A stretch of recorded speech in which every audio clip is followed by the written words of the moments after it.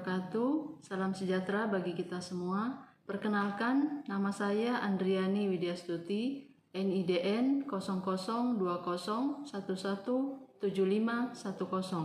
NUPTK 84523654230103. Saat ini saya bekerja sebagai dosen tetap di Akademi Perikanan Kamasan Biak, Program Studi Pemanfaatan Sumber Daya Perairan. Dalam video ini saya akan menyampaikan pernyataan diri dosen dalam Unjuk Kerja Tridharma Perguruan Tinggi atau PDD UKT-PT bidang pengajaran. Salah satu mata kuliah yang saya ampuh adalah Ekologi Perairan yang diperuntukkan bagi mahasiswa semester 2. Mata kuliah ini memiliki bobot 3 SKS, 2 SKS teori, dan 1 SKS praktik lapangan. Mata kuliah Ekologi Perairan mempelajari tentang konsep dasar ekologi perairan. Yang kedua, interaksi antara faktor biotik dan abiotik dalam ekosistem perairan, baik di sungai, danau, estuaria, pesisir, maupun di laut. Selanjutnya, mempelajari juga tentang faktor-faktor pembatas, dampak aktivitas manusia, dan metode pengukuran kualitas lingkungan perairan di kawasan pesisir. Capaian pembelajaran akhir yang diharapkan dari mata kuliah ini, yang pertama, mahasiswa mampu menjelaskan konsep dasar tentang ekologi perairan, komponen penyusun dalam suatu ekosistem perairan, baik faktor biotik maupun faktor abiotik. Selanjutnya, mahasiswa diharapkan mampu menjelaskan korelasi antara faktor biotik dan abiotik dalam ekosistem perairan. Selanjutnya, mahasiswa diharapkan mampu melakukan pengukuran parameter kualitas perairan. Selanjutnya, mahasiswa mampu menyelesaikan laporan hasil praktik secara akurat serta menyimpulkan hasilnya. Selanjutnya, mahasiswa mampu menganalisis hasil pemantauan kualitas lingkungan perairan. Dan yang terakhir adalah mahasiswa mampu mengimplementasikan pengelolaan lingkungan perairan yang lestari dan bertanggung jawab dalam pemanfaatan sumber daya perairan. Metode pembelajaran yang dilakukan yaitu meliputi ceramah, tugas mandiri, penelusuran pustaka berupa jurnal hasil penelitian terhadap topik yang dipelajari. Juga dilakukan diskusi kelompok dan praktik di lapangan. Bobot penilaian terdiri dari kehadiran 20%, tugas mandiri 15%, tugas kelompok 15%, ujian 25%, serta praktik 25%. Sebelum melakukan aktivitas pembelajaran, saya selalu mengawalinya dengan sesi motivasi untuk memberikan semangat dan motivasi dalam setiap sesi pembelajaran. Berikut ini salah satu video pengajaran yang saya lakukan di kelas. Selamat menyaksikan. Oke, selamat pagi semua. Assalamualaikum. Ya, baik, di hari yang cerah ini kita akan melanjutkan kuliah kita di minggu-minggu kemarin ya, yang sebelumnya, yaitu tentang ekosistem lamun. Ya, jadi sebelumnya untuk itu kita akan melakukan afirmasi positif dengan slide motivasi. Ada yang sudah pernah melakukan tapping ya? Jadi di pertemuan sebelumnya kita sudah pernah melakukan tapping. Jadi ini ada 6 kalimat kebaikan yang akan kita tanamkan di pagi hari. Bisa semua ya? Bisa. Jadi kita akan mulai. 1, 2, 3. Saya bisa. Bisa saja saya bisa. Jangan-jangan saya bisa. Bagaimana kalau saya bisa? Saya memilih bisa. Saya pasti bisa. Ya, tepuk tangan untuk kita semua. Terima kasih, dan kita akan melanjutkan ke materi kita pada hari ini.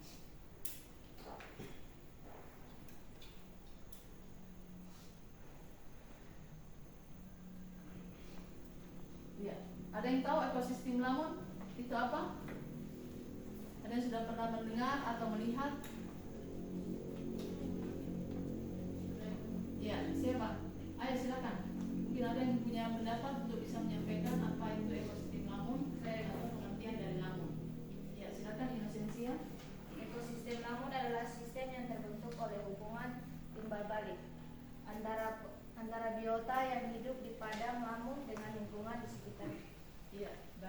Ada yang mau menambahkan lagi? Mungkin punya kalimat sendiri atau ingin punya bayangan sendiri tentang ekosistem lamun? Tidak ada? Ya, jadi padang lamun itu adalah hamparan luas padang rumput yang ada di laut. Ya.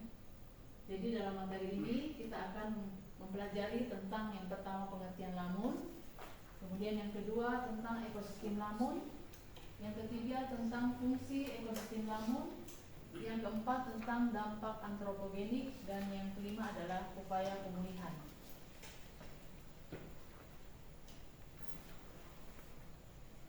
Ya. Ada yang tahu apa itu lamun? Mungkin Jadi, ya silakan Dihana.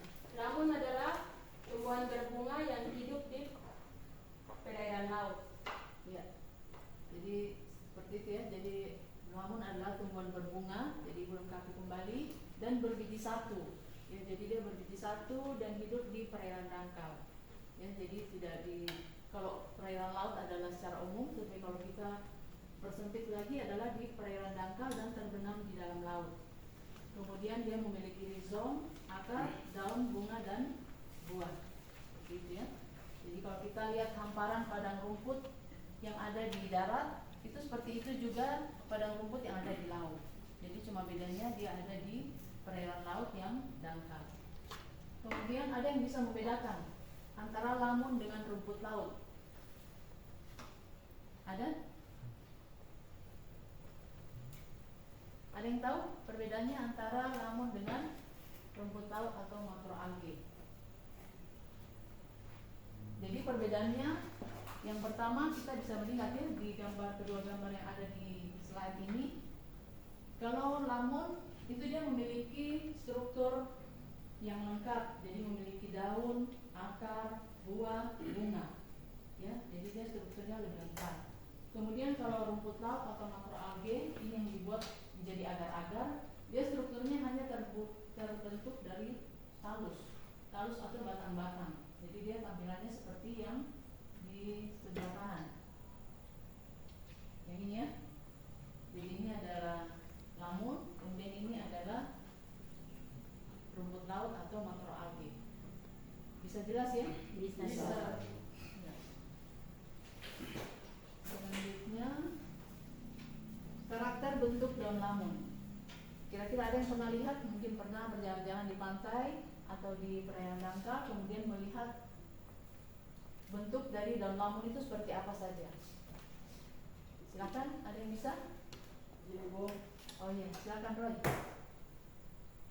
karakter bentuk daun lamun ada yang berbentuk pita, Ya. ada yang berbentuk memanjang, ada yang berbentuk silindris, ada yang berbentuk oval. Ya. Jadi betul sekali ya. Jadi di sini ada yang berbentuk seperti pita. Ya, jadi kalau kita sudah familiar berada di pesisir pantai, kita akan melihat ada yang berbentuk seperti pita, kemudian ada yang berbentuk memanjang. Jadi dia daunnya memanjang seperti ini, kemudian berbentuk silindris, jadi seperti pipa. Ya. Dan yang terakhir itu ada yang berbentuk oval. Ya, jadi keempat jenis ini yang biasanya kita temui sebagai penanda dari suatu jenis lamun dengan jenis lamun yang lain. Jadi kalau aslinya akan tampak seperti ini. Bisa jelas semua? Bisa. Oke, kita lanjutkan. Kemudian bentuk akar dan ujung daun lamun. Jadi tadi kalau kita melihat bentuk, sekarang adalah bentuk akarnya. Jadi akarnya itu ada bermacam-macamnya. Jadi ini menjadi penanda atau pembeda antara satu jenis dengan jenis yang lain. Ya, jadi kita bisa melihat bentuk akarnya, misalnya ada yang berbentuk serabut, ya, atau berbentuk bercabang. Ya, seperti ini. Ini berbentuk serabut, kemudian ada yang berbentuk bercabang-cabang seperti ini. Jadi ini akan membedakan antara satu jenis lamun dengan jenis lamun yang lain. Kemudian yang menjadi pembeda juga adalah ini adalah ujung daun. Ya, ujung daunnya nanti kita akan lihat ada yang berbentuk seperti V, kemudian ada yang berbentuk runcing, jadi seperti itu. Selain itu ada juga rizoma dan batang. Jadi antara jenis yang satu dan jenis yang lain itu akan terjadi Kemudian bunga, jadi struktur bunga pada lamun biasanya lebih sederhana dibandingkan dengan bunga di tumbuhan darat. Kemudian ada juga misalnya dalam bentuk daunnya, ya, bentuk daunnya tipis dan menyerupai pita atau memiliki bentuk yang monopodial. Jadi ini bentuk akar dan ujung daun yang membedakan antara satu jenis lamun dengan lamun yang lain. Sampai di sini bisa jelas? Bisa dipahami ya.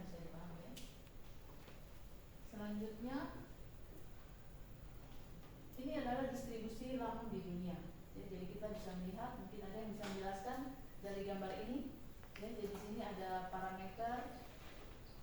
Kalau dia warna hijau muda, dia berarti kepadatannya rendah. Kemudian jika dia berwarna hijau tua, dia padatannya adalah tinggi. Ada yang bisa menjelaskan di gambar ini? Melihat wilayah perairan Indonesia seperti ini? Ada? Di sini atau Yohana? Lawrence? Bisa? Jadi kan tadi sudah kita lihat di sini yang kepadatannya tinggi itu berwarna hijau tua. Jadi melihat dari gambar ini kita bisa melihat bahwa di perairan Indonesia ini rata-rata memiliki kepadatan yang tinggi. Kemudian di wilayah lain, di belahan dunia lain, ini memiliki kepadatan yang rendah. Jadi seperti itu. Bisa jelas ya? Bisa. Ya.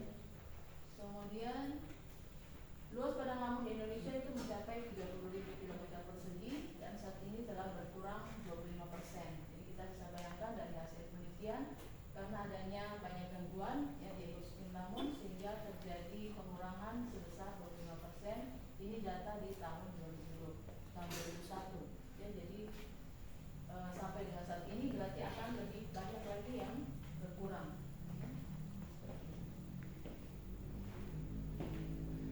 Kemudian ini distribusi lamun di dunia. Jadi ini menurut pembagian spesiesnya.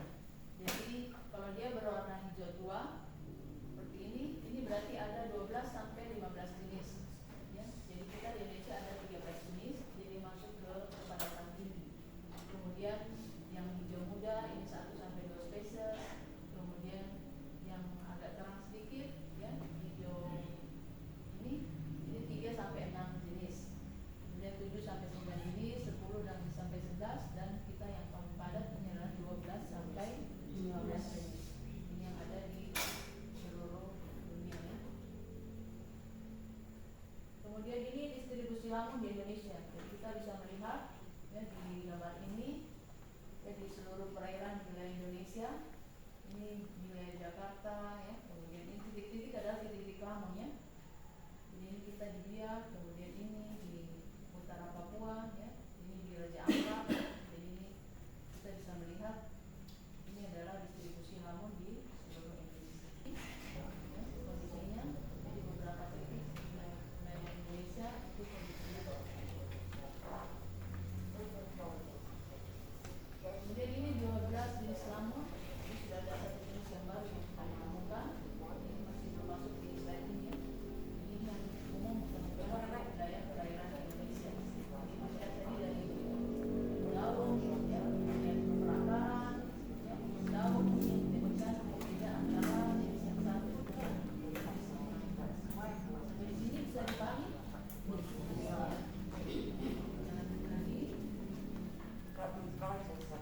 Ini jenis lamun dan status padang lamun. Di bagian lamun Indonesia adalah 1.570 km persegi. Tapi hanya 5% yang tergolong sehat.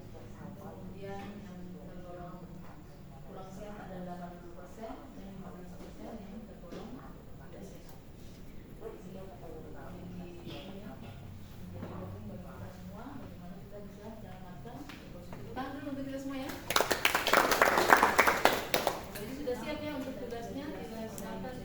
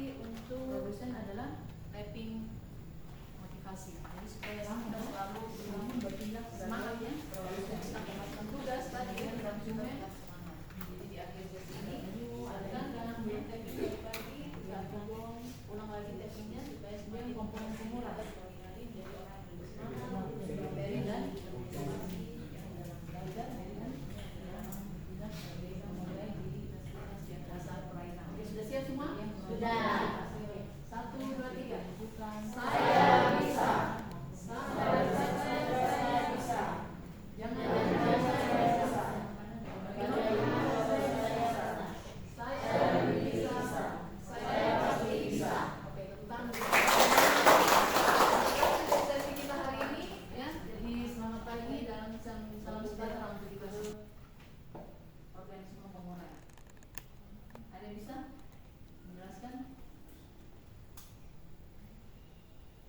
Ya, jadi rantai makanan yang ada di gambar ini kita bisa lihat ya, mulai dari tumbuhan lamun, kemudian dimakan oleh ya, jadi bisa kepiting ya, jadi makan, kalau kepiting kan pemakan serasa ya, atau sisa-sisa ini ya, sisa-sisa pembentukan dari tumbuhan lamun, kemudian yang makan dalam laut misalnya ada ikan kecil ya, kemudian dimakan oleh ikan yang berukuran sedang, kemudian berukuran besar ya, sampai nanti ikan yang berukuran besar ini misalnya ketika dia mati dia akan jatuh ke dasar perairan dan akan diulai oleh bakteri pengulai ya. Jadi seperti itu. Biota padang lamun, ada yang tahu bisa menyebutkan ada apa saja di padang lamun? Biota di padang lamun seperti invertebrata batak, Ya, contohnya seperti kerang, ya, siput, dan cacing laut. ya. Jadi Ada juga moluska seperti kerang, remis, dan tiram. Ada juga echinodermata seperti bintang laut. Ada juga yang terakhir crustacea ya. seperti kepiting dan udang. Ya, bagus sekali ya. Jadi sudah dijelaskan oleh di sini tadi biota padang lamun itu ada jenis-jenis moluska, ya, binatang yang bertubuh lunak, kemudian ada echinodermata, ini jenis-jenis bintang laut, kemudian bulu babi, kemudian ada ini ya, kerang, siput, ya, bintang laut, dan juga kelompok ikan. Ya, jadi ini adalah biota yang hidup di padang laut. Ya, jadi ini tentang ini tadi ya, jadi tentang hubungan antara timbal balik antara faktor biotik dengan abiotik yang ada di perairan lamun ya, yang ada di ekosistem lamun. Jadi ini sudah dijelaskan tadi di gambar sebelumnya, ini sebagai tambahan saja ya, semoga kita bisa memahami gambar yang sudah kita jelaskan tadi maupun di gambar ini. Bisa jelas ya dengan gambar ini? Bisa.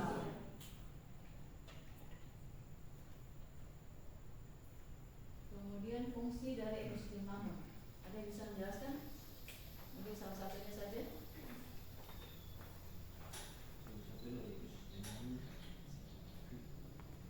Fungsi Salah satu dari dari ekosistem ekosistem lamun ya. visi adalah peredam arus, yang kedua pelindung pantai dari abrasi. Iya, jadi kalau kita lihat di slide ini, fungsi ekosistem lamun itu ada dibagi menjadi tiga, ya. Jadi fungsi secara ekologis, kemudian fungsi secara ekonomis, dan fungsi secara fisik. Jadi yang disebutkan oleh Yosef tadi adalah sebagai peredam arus dan pelindung pantai dari abrasi. Jadi kalau secara ekologis mulai dari sumber produktivitas primer, ya, karena ada tumbuhan lamun sebagai produsen yang menghasilkan oksigen bagi organisme yang ada di padang lamun. Kemudian sebagai spawning ground atau tempat untuk bertelur ya, bagi jenis-jenis ikan maupun biota laut yang ada di ekosistem lamun. Kemudian sebagai nursery ground. Nursery ground ini adalah lokasi untuk menjadikan media perawatan ya. Selain bertelur, kemudian perawatan, dan sebagai lokasi untuk mencari makan atau feeding ground ya. Kemudian menstabil dasar perairan, karena dengan perakaran yang kuat dari ekosistem lamun itu bisa menstabilkan dasar perairan. Kemudian menghasilkan oksigen dan mereduksi kandungan oksigen.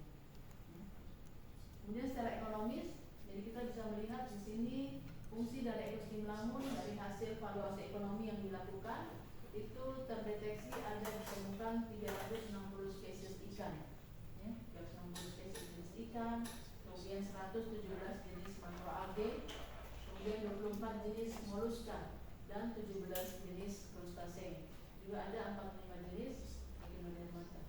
Ya, jadi kita bisa melihat betapa banyak ya, betapa kayanya ekosistem lamun dilihat dari biota ekonomis penting yang ada di dalamnya. Kemudian nilai ekonominya ternyata mencapai 11,3 miliar per hektar per tahun. Jadi kita bisa melihat ya, bagaimana besarnya nilai ekonomi dari ekosistem lamun kalau kondisinya terjaga. Ya, kita bisa mendapatkan banyak manfaat dari ekosistem lamun ini. Kemudian secara fisik yang sudah dijelaskan oleh Yosef tadi ya. Sampai di sini bisa dipahami Bisa saja. Nah, kita lanjutkan kembali. Jadi ini adalah fungsi dan keterkaitan ekosistem mangrove, ekosistem padang lamun, dan ekosistem terumbu karang. Ya, jadi ketiganya saling berhubungan. Ya. Jadi ada yang menjadikan ekosistem lamun sebagai tempat untuk mencari makan organisme dari ekosistem mangrove, atau ada yang jenis-jenis ikan dari ekosistem terumbu karang yang menjadikan padang lamun sebagai tempat untuk bertelur atau pengasuhan. Setelah itu nanti setelah berada di sini sudah besar, ya sudah bisa kembali ke terumbu karang kembali. Jadi seperti itu. Jadi ini sebagai tempat untuk perawatan dan tempat bertelur saja. Kemudian dia akan kembali ke habitat aslinya. Jadi ini hubungan antara ketiganya, ya, jadi saling terhubung, jadi saling melengkapi.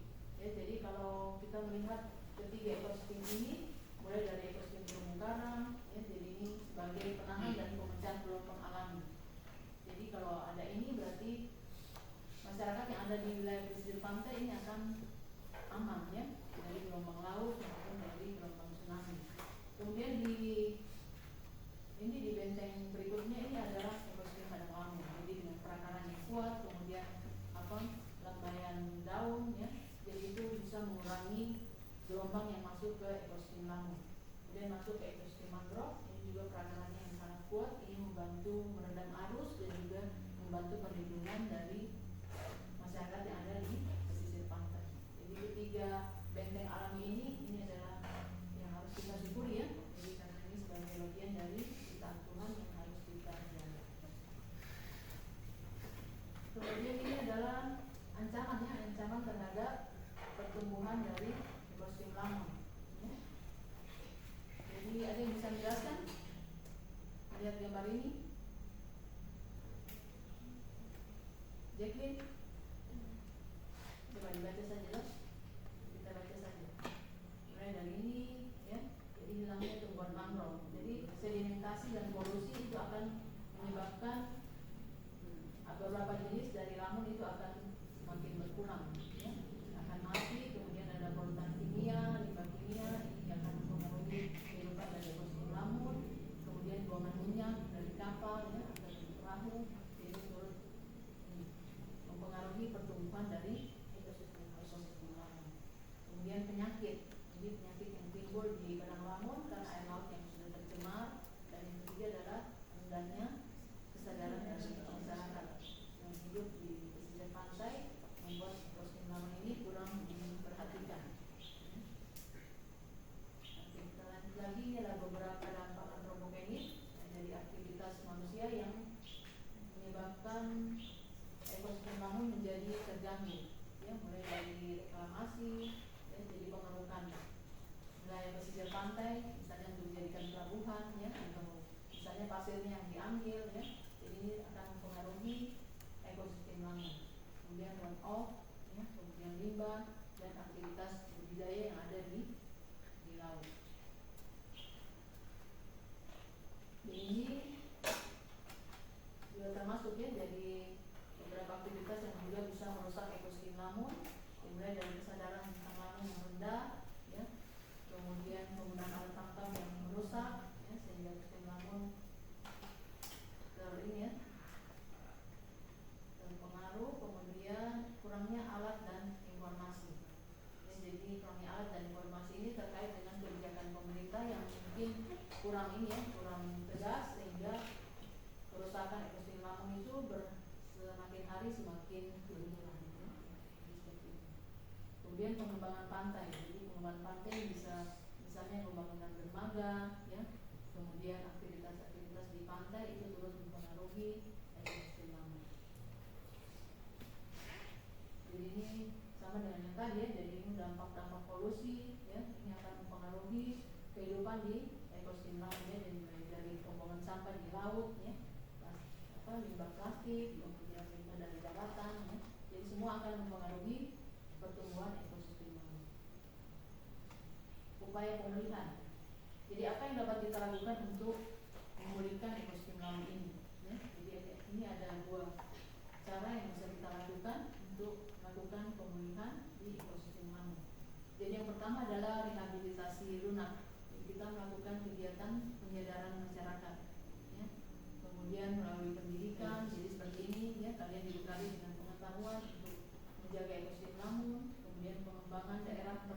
pembangunan padang lamun, ya, kemudian melakukan penegakan aturan. Yang kedua yaitu rehabilitasi keras. Jadi ini adalah upaya untuk melakukan aktivitas rehabilitasi. Jadi kalau kita bisa melakukan rehabilitasi, setidaknya kita bisa menyelamatkan beberapa ekosistem lamun yang sudah mulai berkurang tadi, ya. Selanjutnya ini adalah metode rehabilitasi lamun. Jadi metodenya saat ini sudah banyak yang dikembangkan untuk melakukan rehabilitasi terhadap ekosistem lamun, yang mulai dari ini, ya, penanaman langsung. Jadi seperti kita melakukan penanaman langsung atau ini, ya, di darat. Jadi seperti itu juga yang dilakukan di wilayah pantai atau di tempat ekosistem lamun berada. Kemudian yang kedua adalah dengan metode pipa. Jadi dia ditanamkan dalam media pipa, setelah itu baru ditanamkan di laut atau di dasar, ya, dasar perairan seperti ini.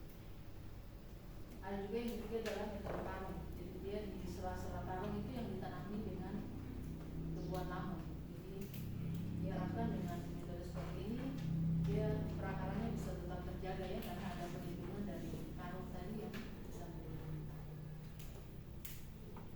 Ya, selanjutnya sampai di sini bisa paham semua, ya? Bisa. Ya. Jadi yang terakhir ini silakan kalian akan nonton videonya, kemudian akan membuat esai tentang faktor biotik, abiotik, serta jelaskan apa yang terjadi, ya, jika lamun berkurang karena aktivitas manusia. Jadi kita akan nonton videonya. Fokus, ya, untuk bisa melihat video dari materi ini supaya kalian bisa mengerjakannya dengan baik.